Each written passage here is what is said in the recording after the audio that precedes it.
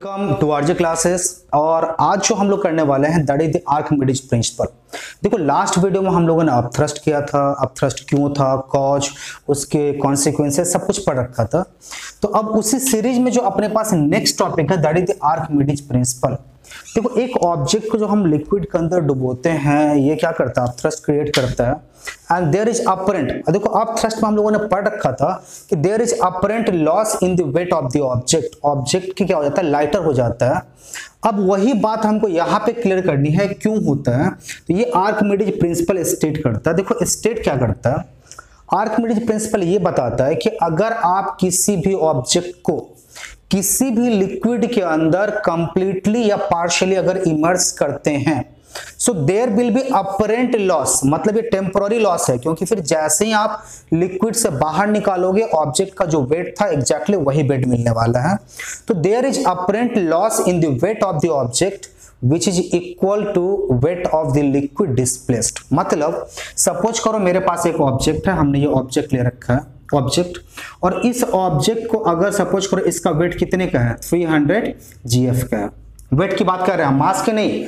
देखो दोनों में आपको अच्छी तरह से बता दिया गया था, पहले भी वीडियो बना के दिया गया था कि वेट और मास में क्या डिफरेंस है। तो हम जो अभी बात करने वाले हैं, हम लोग बात करने वाले हैं वेट की बात कर रहे हैं। तो अगर आप सपोज करो मेरे पास एक ऑब्जेक्ट है और इसका वेट कितने का है, 300 GF का वेट है, चलो ठीक है। और इस ऑब्जेक्ट को अगर हम किसी भी लिक्विड के अंदर इमर्ज करते हैं, इमर्ज कैसे, अभी सपोज करो ये पार्शियली इमर्ज्ड है। तो अगर आप पार्शियली इमर्ज करते हैं या कंप्लीटली इमर्ज कीजिए, in both of the condition there is apparent loss in the weight of the object. मतलब अगर अभी एयर के अंदर इसका वेट 300 GF का था, तो जैसे ही इस लिक्विड के अंदर या तो आप पार्शियली की बात कर रहे थे या कंप्लीटली पूरी तरह से इमर्ज कर दो, तो अब जो वेट होगा that will be not equal to 300 GF। अब जो वेट होगा ये कुछ न कुछ 300 GF से कम होगा। सपोज करो ये 250 GF हो सकता है, ये 200 GF हो सकता है, ये 180 GF हो सकता है, that depend upon the various factor. But इसके वेट के अंदर अपरेंट लॉस आएगा, मतलब टेम्पोररी लॉस आएगा। और ये जो लॉस होगा किसके इक्वल होगा, इस ऑब्जेक्ट के इमर्ज करने के कारण जो लिक्विड डिस्प्लेस होगा उस लिक्विड की जो वेट होगी उस लिक्विड के वेट के बराबर ये वेट होगा। तो that was the Archimedes principal. अगर मैं लिख के दूं आपको आर्किमिडीज प्रिंसिपल, मैं लिख के देता हूं, आप ज्यादा समझ पाओगे। तो आर्किमिडीज प्रिंसिपल क्या स्टेट करता है, तो वहीं से हम स्टार्ट करते हैं। आर्किमिडीज प्रिंसिपल स्टेट, डेफिनेशन हम लिख देते हैं। डेफिनेशन आप क्या बता रहे हो, Archimedes principal, Archimedes principle states that when an object is immersed, क्या कर रहे हैं आप, इमर्स्ड कर रहे हैं, इमर्स्ड कंप्लीटली, आप क्या बात कर रहे हैं, कंप्लीटली और पार्शियली, कंप्लीटली और partially in a liquid, in a liquid there is apparent loss in the weight of the object, apparent loss in the weight of the object, in the weight of the object which is equals to weight of liquid displaced। तो ये तो मेरे पास Archimedes principal निकल आया कि आप object को emerge कीजिए, इमर्ज करने के बाद अपरेंट लॉस आया और ये लॉस एग्जैक्टली उतना ही होगा जितना लिक्विड इसने डिस्प्लेस किया था उसके वेट के बराबर होने वाला है। अब इतने से तो काम चलेगा नहीं, हमको एक्सपेरिमेंटली ये वेरीफाई करके देना होगा कि आर्किमिडीज प्रिंसिपल सचमुच में इसी तरह से काम करता है या सचमुच में ऐसा ही होता है। तो अब इसके लिए क्या करना, हमको एक्सपेरिमेंट देना है एक, और एक्सपेरिमेंट के लिए चलो जरा सा हमने एक सेटअप बना लिया है, आप देख पा रहे हो ये सेटअप। तो हमने एक स्प्रिंग बैलेंस लिया और वेट को आप किससे मेजर करते हो, स्प्रिंग बैलेंस से ऑब्वियसली। तो आपने स्प्रिंग बैलेंस ले लिया और इससे आपने क्या किया, एक ऑब्जेक्ट को आपने क्या किया, हैंग कर दिया। चलो ठीक है।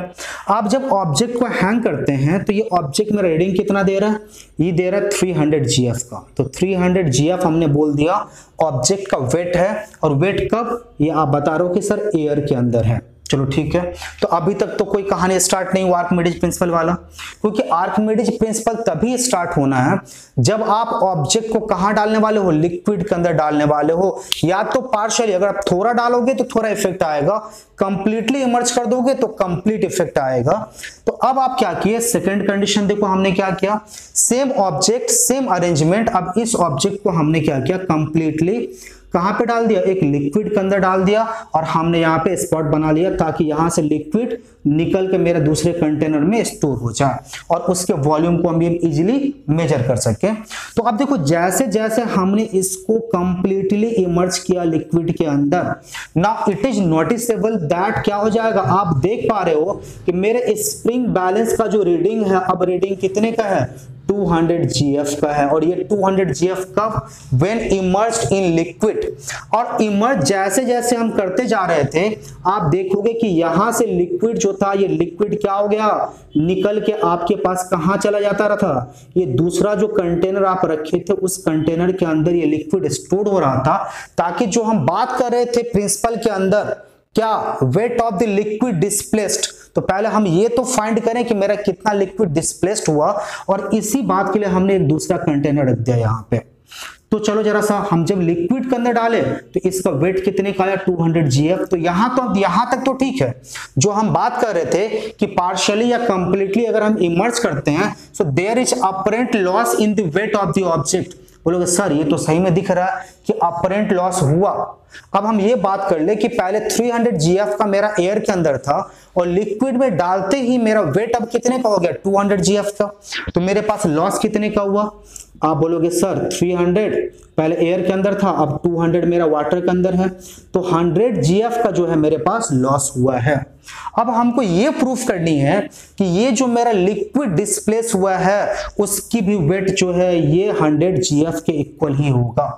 तो सपोज करो जो मेरा लिक्विड डिस्प्लेस हुआ हमने लेट कर लिया, उसकी वॉल्यूम कितने का है, 100 सेंटीमीटर क्यूब का, ठीक है।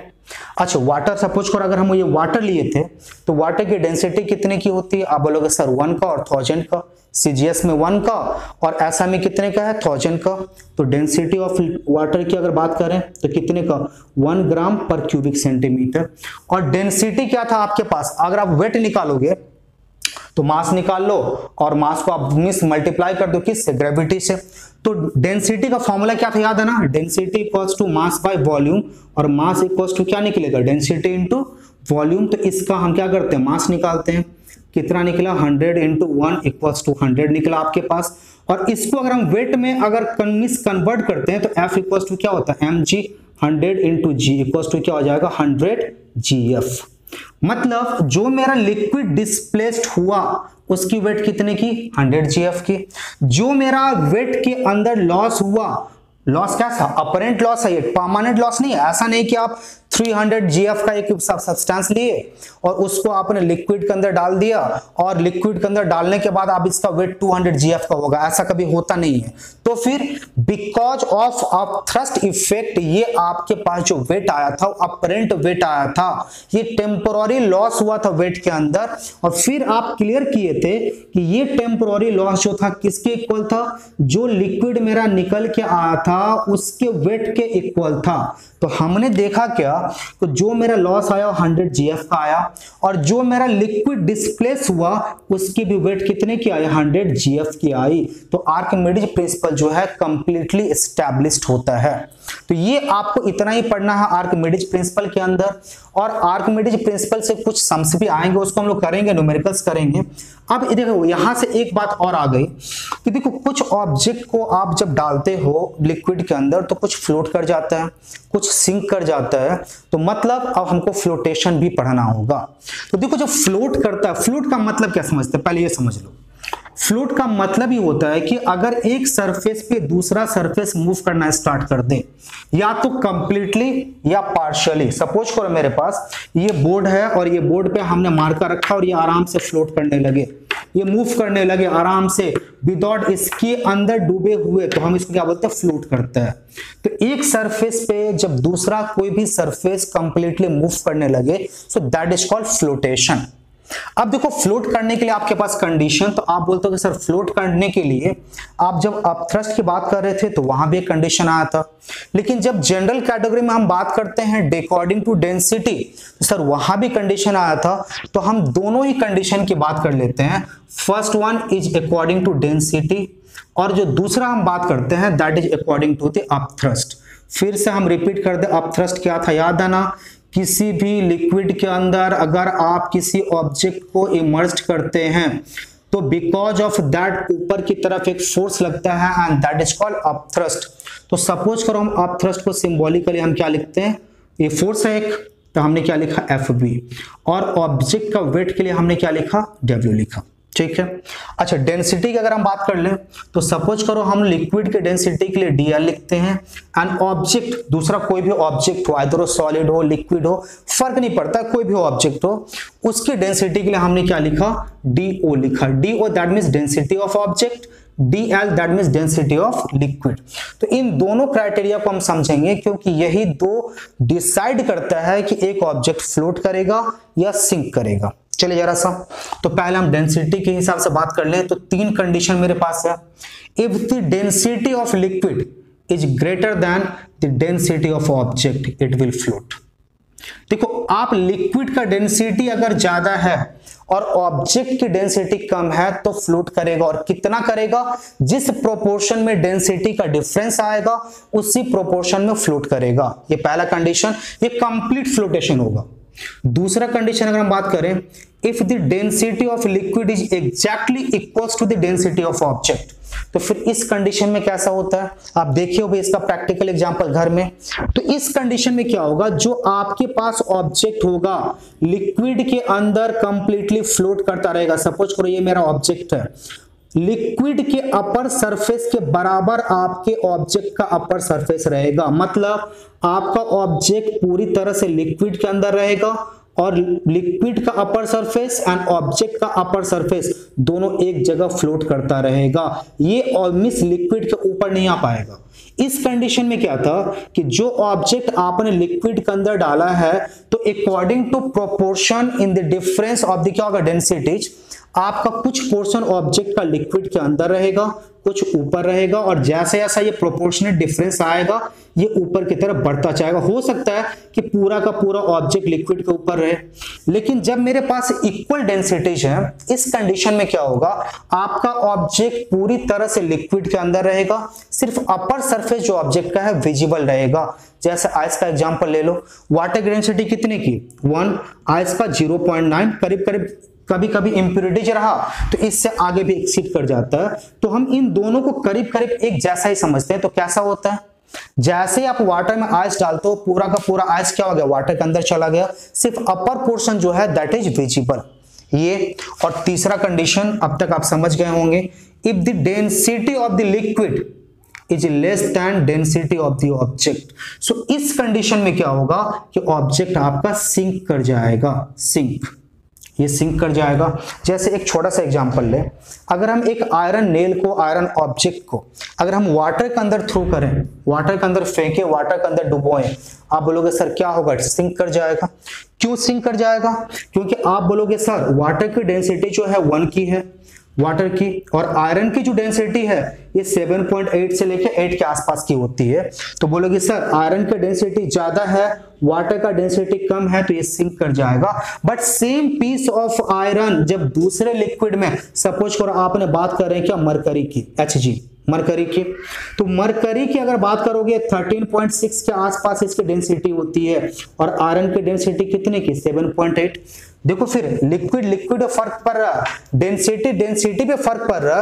तो यहां हमने बात किया कि मेरे पास अमिस मरकरी की डेंसिटी 13.6, आयरन की डेंसिटी कितने की 7.8 की, हो सकता है थोड़ा बहुत आगे पीछे भी हो। तो ये अब क्या करेगा, अब ये फ्लोट करना स्टार्ट कर देगा। क्यों, ऑब्जेक्ट की डेंसिटी कम, लिक्विड की डेंसिटी ज्यादा। बट सेम ऑब्जेक्ट जैसे आप वाटर में डाले थे, ये क्या करेगा, सिंक कर जाएगा। क्यों करेगा, क्योंकि आयरन की डेंसिटी ज्यादा, मतलब ऑब्जेक्ट की डेंसिटी ज्यादा एंड लिक्विड की डेंसिटी कम। ये तो चलो डेंसिटी के हिसाब से बात करें। सेम कहानी होता है अपथ्रस्ट के संग। अपथ्रस्ट तो पता ही है ना, अब तो बता भी दिए थे।